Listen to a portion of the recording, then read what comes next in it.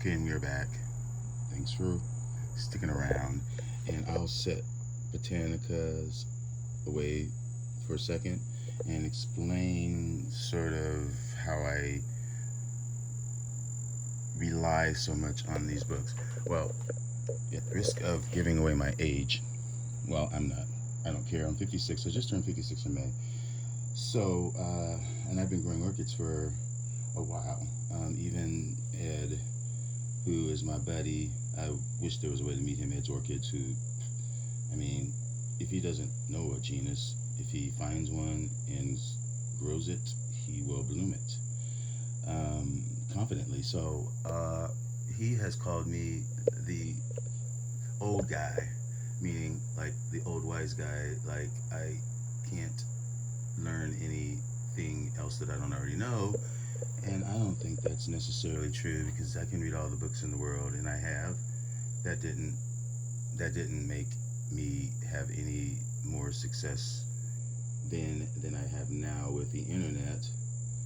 I use these books more than the internet, in fact, because the internet, first of all, it takes a while. It's not instant. It's not fast. And right here, I can just walk and flip pages. And I've read them so many times, I know. Well, I don't know which book has which species, but my Bibles generally have the majority of them, as this one does in a few. Some of these are not the Bibles, but in telling the story of how I got from to this stage in my Bibles, because I'm talking about my orchid hobby began pre-internet. So, like I tell people, I was living in Chicago. Then I know there was a iOS. I know I had found some of those the AOS pamphlets. They were like bulletins. I don't think they do those anymore. But I used to find those I would scour used bookstores looking for information on orchids. Once I got to the third stage of orchid addiction, where you want to have one in bloom at all time, I literally was stopping and buying orchids in cleaners. Would go to different cleaners around Chicago, and some of them, not all of them, would have next to the counter would have a big rack of orchids, mostly just big foo-foo, no tag. All of it was no ID, an occasional den file, but that was my introduction, and I relied on these books to tell me, because I wasn't buying it from an orchid place. They didn't know. They were just, they couldn't even speak English. So I started buying books because I like research. So you have to do. You have to research. If you buy an orchid and you don't know what it is, you don't pull out your phone or ask somebody, you just buy it because it smells, it's going to be dead. Unless you research it before you mess with it. But in order for me to even be curious about being successful with growing orchids, you have to know where they come from. You have to get some sort of sense of what the culture is. And you have to have the literature and the data. And so that's why I'm saying I would go to used bookstores. So there was a book I know that was one of the first books that I got, and it was Taylor's Guide. This is the perennial guide. I don't know. It was an orchid guide, and I swear I read it a million times. All of these, I would sit them by the toilet and would just read and read and read and read and read and read and read, trying to just learn, seeing the differences in the species and genuses, because this book only has, well, this says 417, but I really was looking for more so the pictures, because my view of orchids was this big, and these books widened it to all of the genuses and species that I would never, and even hybrids. But this was one of the first ones, and then there was some of these in just various orders. But I remember getting, even black and white guides, and I would read these. Not necessarily, I would read it for the culture, because generally the culture was the same. So I really just scanned the culture. That's how generic it was. I would skip back to where they got into the actual species, and you can see some of the pages I highlighted, Cattleyas, and then I know I moved to Seattle, and I found this book, and I believe that this book really stuck with me because I know I had already had a marfitch, one of those, not a Bellaria, but you know what I mean. It's a, generic, like a Brassia type, and it's called marfitch something.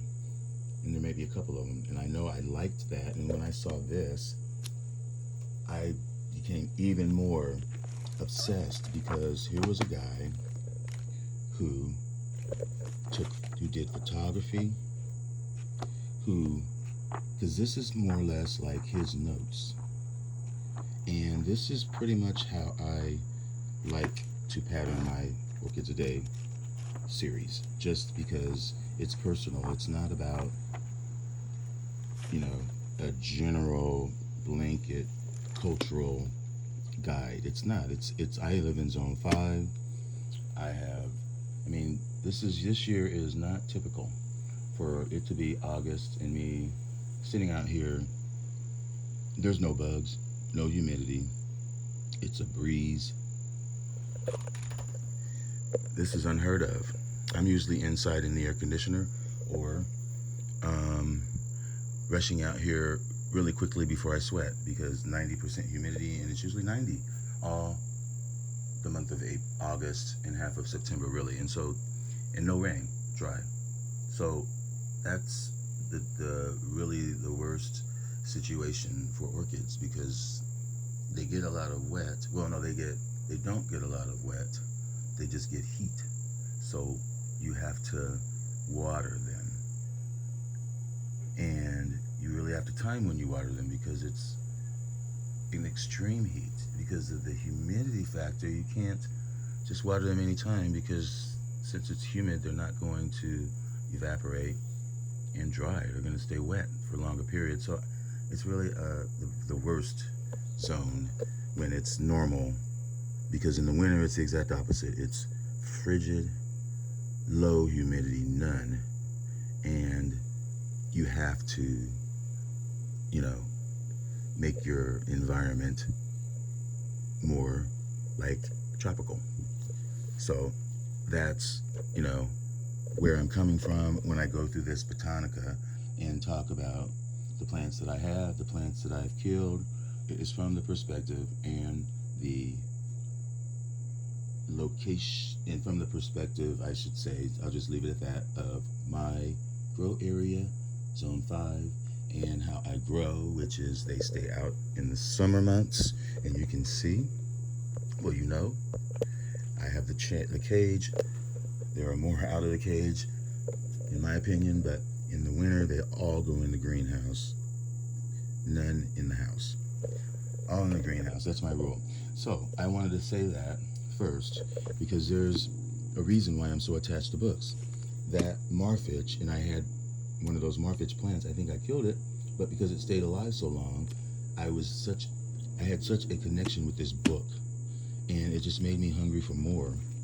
And I kept buying and buying and buying, and I remember getting this exotic orchids, which really turned me on because in all of these books, as I built my collection, obviously when I started, I didn't have any but a few, and maybe that one wasn't even in the book. But I idealized myself as I looked at these books a million times, that someday when I look through these books, I'll be able to go, I have that, I have that, I have that, I have that, I have that. So think about that when I talk about, or when I go through this Botanica, I keep saying Botanica, but it's Botanica. And so this right here, really, when I talk about how I'm so into history with orchids, that's part of the research, is looking at the history, because somebody else did the field research and brought it back and figured out what their requirements were. And this book, along with the art, it gives that history of where it came from, the year, even like stories about how difficult the plant was and to grow and get established, and just hybridization, just treachery that was involved, which again adds to the whole mystique and just uh, just the whole idea of how orchids are so rare, unique, hard, difficult, fleeting. So the whole idea behind any of these videos, I would say, with you two, me, whoever, or an orchid girl, we're all here to help to show what we're doing, and so that whoever watches can maybe learn something, a tip, or how we repot or mount something that will help better their success with orchids. Who wants to kill an orchid because they're fleeting, really? So I'm just going to take another bite of my sandwich, and then I'm going to turn this off, and then I'm going to get started when I clean my throat so that I'm not unclear, because I don't have a mic. I'm sorry, but I think you can hear me okay. I don't hear the birds. So I'll be right back in a second. Thanks for sticking around.